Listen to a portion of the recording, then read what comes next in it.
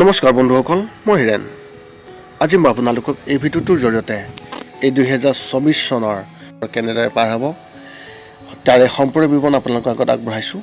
প্ৰথমে মোৰ চেনেলটো আপোনালোকে ছাবস্ক্ৰাইব কৰি ল'ব, যাতে মোৰ পিছৰ ভিডিঅ'বিলাক আপোনালোকে সহজে লাভ কৰিব পাৰে। লগতে মোৰ ভিডিঅ' যদি ভাল লাগে তেন্তে লাইক আৰু শ্বেয়াৰ কৰিব, কমেণ্ট কৰি আপোনালোকৰ মনৰ ভাৱ প্ৰকাশ কৰিব। এতিয়া মূল বিষয়লৈ। মেষ ৰাশিৰ ব্যক্তিসকলৰ এই ফেব্ৰুৱাৰী মাহটোত এওঁলোকৰ পাৰিবাৰিক জীৱনৰ ক্ষেত্ৰত এনেধৰণৰ। এই মাহত আপোনাৰ ঘৰত কিবা এটা বিশেষ এখন সভা অনুষ্ঠিত কৰিব পাৰিব। যিকোনো আপোনাৰ পুৰণি বিবাদ সমাধান কৰিব পাৰিব। লগতে আপোনাৰ ঘৰৰ সৈতে সম্পৰ্কিত কামৰ বাহিৰলৈ যাবলগীয়া হ'ব। এই ক্ষেত্ৰত আপোনাক কেইদিনমান লাগিব পাৰে। যদি কেইবা বছৰমানৰ বাবে ঘৰত কোনো কাম কৰা হোৱা নহয়, তেন্তে সেয়াও সংঘটিত হ'ব, যি আপোনাৰ কাৰণে অতি শুভ।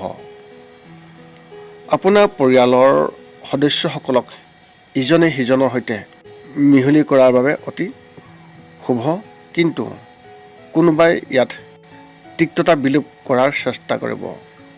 এনে পৰিস্থিতিত যদি আপুনি সংযমৰ সৈতে কাম কৰে, আপোনাৰ পৰিস্থিতিটো বিশেষভাৱে নিয়ন্ত্ৰণ কৰা হ'ব।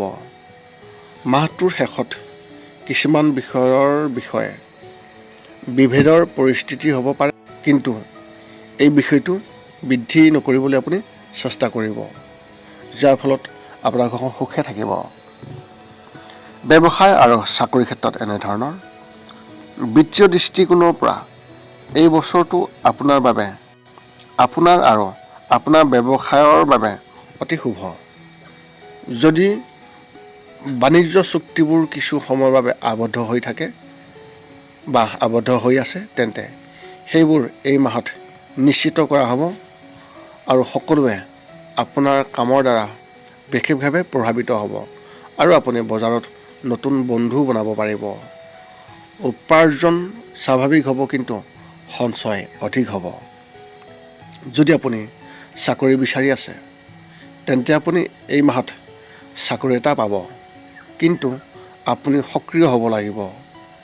কিছুমান সুযোগ থাকিব যে যদি আপুনি সঠিক সময়ত উত্তৰ নিদিয়ে, তেন্তে এটা ভাল চাকৰি আপুনি হেৰুৱাবলগীয়া হ'ব পাৰে।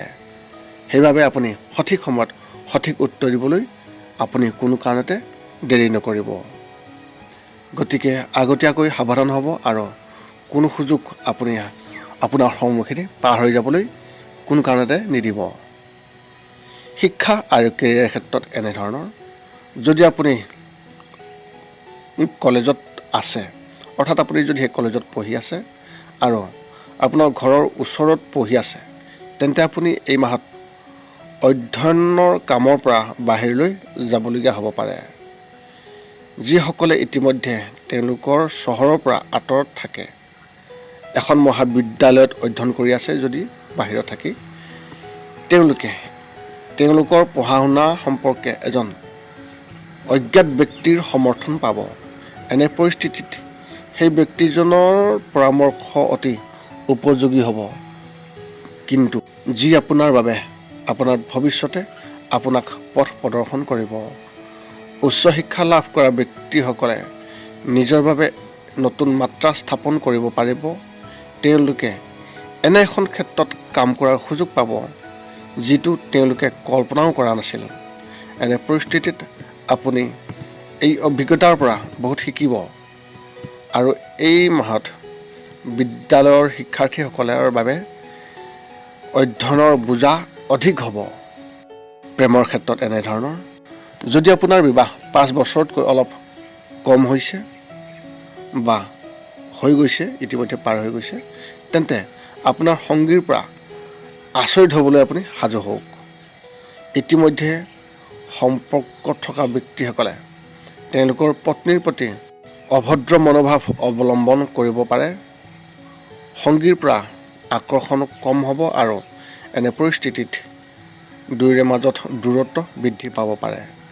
যদি আপুনি অবিবাহিত, তেন্তে এই মাহটোৰ আৰম্ভণিত আপোনাৰ বাবে অলপ ভাল খবৰ আহিব আৰু আপুনি সামাজিক মাধ্যমত এজন বন্ধুৰ সৈতে আপোনাৰ কথোপকথন আৰম্ভ কৰিব আপোনাৰ পিছত প্ৰেমৰ সম্পৰ্কলৈ পৰিৱৰ্তন হ'ব পাৰে।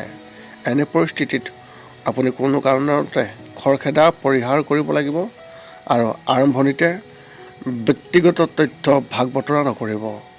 স্বাস্থ্যৰ ক্ষেত্ৰত এনেধৰণৰ মাহটোৰ আৰম্ভণি খুবেই ভাল হ'ব আৰু কোনো ধৰণৰ সমস্যা নহ'ব।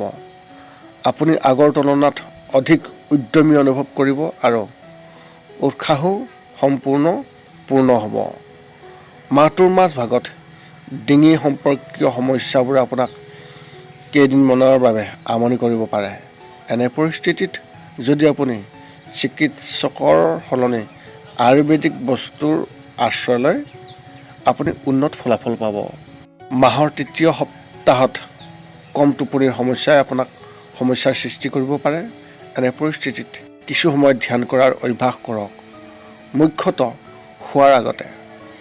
যদি সুৰাপান কৰাৰ আসক্তি থাকে তেনেহ'লে ইয়াৰ বাবে মানসিক চাপ থাকিব পাৰে। এনে পৰিস্থিতিত কাৰোবাৰ সমৰ্থন লওক আৰু তেওঁলোকৰ সৈতে কিছু সময় কটোৱাৰ চেষ্টা কৰক। আপোনাৰ এই ফেব্ৰুৱাৰী মাহটোত আপোনাৰ শুভ সংখ্যা হিচাপে 4 আৰু শুভ ৰং হিচাপে আপোনাৰ আকাশী ৰং। পুনৰ লগ পাম অন্য এটা ভিডিঅ'ত। আজিলৈ ধন্যবাদ।